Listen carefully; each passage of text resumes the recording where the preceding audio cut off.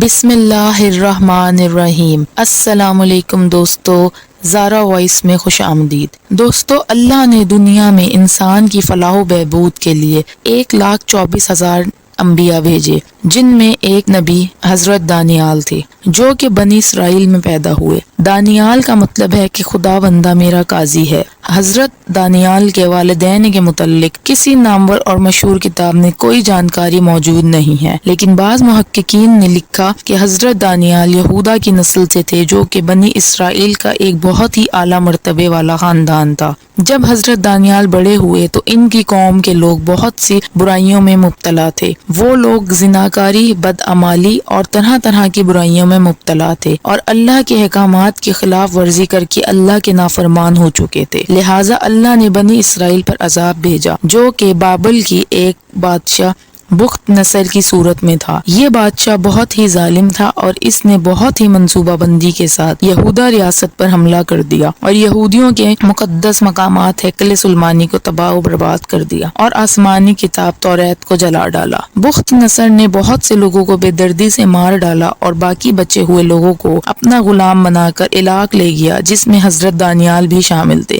حضرت دانیال کا یہ ماننا تھا کہ کیونکہ یہودا نسل بہت سی برائیوں کا شکار تھی اور اللہ کے احکامات کی پیروی نہ کرتی تھی، اس لیے اللہ نے بخت نصر کی صورت میں ان کے سروں پر عذاب نازل کیا ہے اور ان لوگوں کو جو سزا ملی ہے وہ بالکل ٹھیک ہے۔ بخت نصر ایک بہت ہی ظالم بادشاہ تھا۔ ایک رات وہ سو رہا تھا اور اس نے ایک بہت ہی پر اسرار خواب دیکھا۔ اس نے دیکھا کہ ایک بت ہے جس کا سر سونے کا ہے اور درمیانی حصہ چاندی کا ہے اور نیچے والا حصہ تانبے کا ہے اور ٹانگیں لوہے کی ہیں۔ اس پر آسمان سے ایک پتھر گرا جس سے وہ ٹوٹ پھوٹ کر چور ہو گیا، لیکن ٹوٹنے کے بعد اس کے ٹکڑے آپس میں جڑ گئے اور وہ پوری زمین پر پھیل گیا۔ بخت نصر کو اس خواب کے بارے میں کچھ سمجھ نہیں آیا تو اس نے اپنی پوری سلطنت میں موجود نجومیوں کو بلا لیا اور اس سے خواب کی تعبیر پوچھی، لیکن کسی کو بھی اس خواب کے متعلق کچھ سمجھ نہیں آیا۔ بخت نصر کو بہت غصہ آیا اور اس نے حکم دیا کہ ان تمام اسکالرز اور نجومیوں کو مار ڈالا جائے، لیکن کسی نے بخت نصر کو مشورہ دیا کہ خواب کی تعبیر حضرت دانیال سے پوچھی جائے۔ حضرت دانیال علیہ السلام کو اللہ نے ایک معجزہ عطا کیا تھا کہ وہ خواب کی تعبیر بتا سکتے تھے، لیکن بخت نصر نے ان کو قید خانے میں بند کیا ہوا تھا، اس لیے بخت نصر کے کہنے پہ حضرت دانیال کو بلایا گیا۔ اس دور کا ایک عجیب دستور یہ تھا کہ اس دور میں جو شخص بھی بادشاہ کے آگے پیش ہوتا تھا وہ بادشاہ کو سجدہ کرتا تھا، لیکن حضرت دانیال نے بادشاہ کو سجدہ کرنے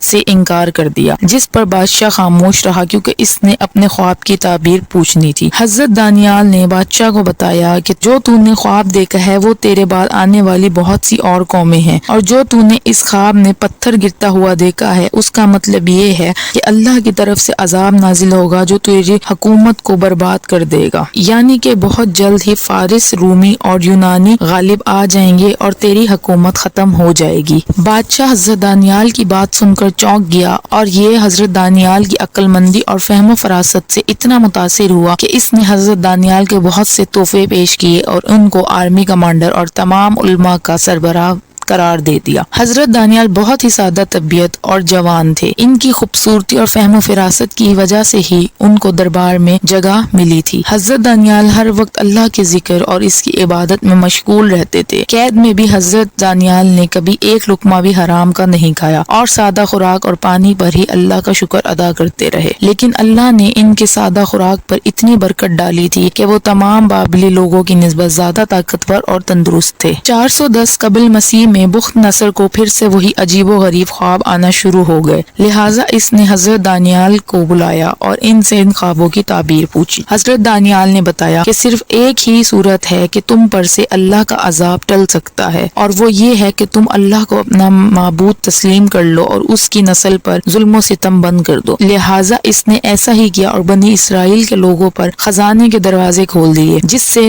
بنی اسرائیل کے حالات بہت بہتر ہونے لگے اور وہاں کے لوگ خوشی خوشی زندگی بسر کرنے لگے۔ بخت نصر کی موت کے بعد اس کا بیٹا بادشاہ بنا۔ یہ نہایت ہی نالائق اور عیاش پسند انسان تھا۔ اس کی حکومت میں آتے ہی بنی اسرائیل کے وزیروں نے اس کو حضرت دانیال کے خلاف بھڑکانا شروع کر دیا، کیونکہ حضرت دانیال خدا کے علاوہ کسی کو سجدہ نہیں کرتے تھے اور انہوں نے بائبل کے تباہ ہونے کی بھی پیشین گوئی کی تھی۔ لہٰذا بادشاہ نے حضرت دانیال کو تہ خانے میں شیروں کے آگے ڈال دیا۔ اس بادشاہ نے حضرت دانیال کو قید خانے میں شیروں کے ساتھ بند کر دیا۔ اب حضرت دانیال شیروں کے ساتھ اس قید خانے میں تھے اور اس بے بسی کے موقع پر انہوں نے اللہ سے مدد مانگی، جس کے بعد اللہ نے ان کی مدد کی اور شیروں نے ان کو کوئی نقصان نہیں پہنچایا۔ جب صبح ہوئی تو لوگوں نے قید خانے کو کھولا اور جب انہوں نے اندر کا منظر دیکھا تو وہ حیران رہ گئے کہ حضرت دانیال بالکل صحیح سلامت بیٹھے ہیں اور شیر بھی ایک کونے میں آرام سے بیٹھے ہیں۔ اس سے تو لوگوں کو تجسس ہوا کہ یہ کوئی معتبر اور خدا کی طرف سے بھیجا ہوا انسان ہے، لیکن اب وقت گزر گیا تھا اور خواب کی تعبیر کے مطابق بائبل کا تخت پلٹنے والا تھا۔ بل پر فارس کے بادشاہ سائرس نے حملہ کر دیا اور بخت نصر خاندان کو پاش پاش کر دیا۔ اس نے حضرت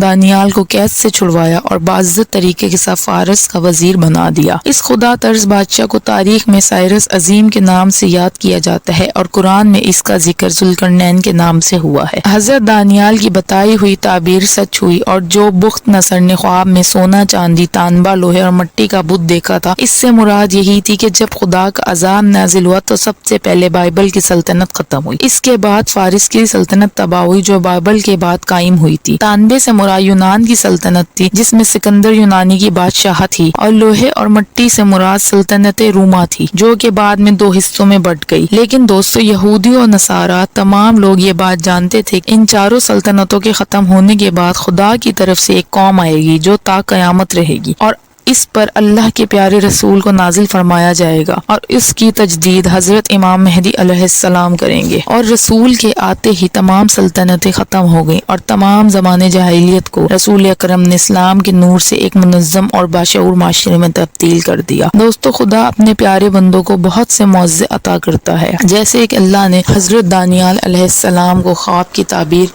کا معجزہ عطا کیا تھا۔